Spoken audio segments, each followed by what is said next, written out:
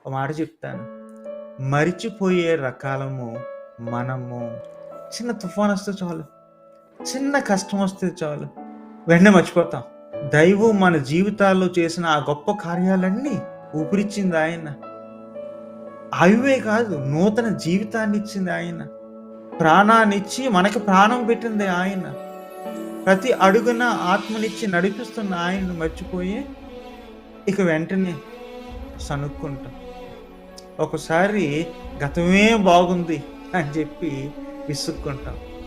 ఈరోజు నేను మీకు మాట జ్ఞాపకం చేస్తున్నాను. జ్ఞాపకం చేసుకోండి. సరిగా జ్ఞాపకం చేసుకోండి. మీ జీవితాల్లో దేవుని క్రియని జ్ఞాపకం చేసుకోండి. ప్రస్తుతము దేవుడు మీ ఎడల చూపిస్తున్న కృపను మీరు సరిగా జ్ఞాపకం చేసుకోండి. జ్ఞాపకం అనగానే నాకు ఇది జ్ఞాపకం వస్తుందండి. ఏంటి? ప్రభువు బల్ల, ప్రభురాత్రి భోజనం. దాని గురించి అపోస్తుడైన పౌలు చెబుతూ 1 కొరింథీయుల 11లో అంటాడు, ఇదిగో దీనిని నన్ను జ్ఞాపకం చేసుకొనుటకు చేయుడి.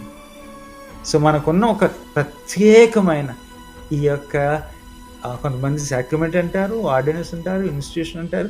దేవుడు ఇచ్చిన ఈ ఆజ్ఞ ఉంది కదా మనం చేసేది. ఎందుకు? జ్ఞాపకం చేసుకోవడానికి. మన జ్ఞాపకాలు ఈజీగా దెబ్బతింటాయి. మన జ్ఞాపకాలు చెడిపోయే, వక్రీకరించబడిన జ్ఞాపకాలు. జ్ఞాపకం చేసుకుందాం దేవుని యొక్క కృపను, మంచితనాన్ని సరిగా జ్ఞాపకం చేసుకుందాం.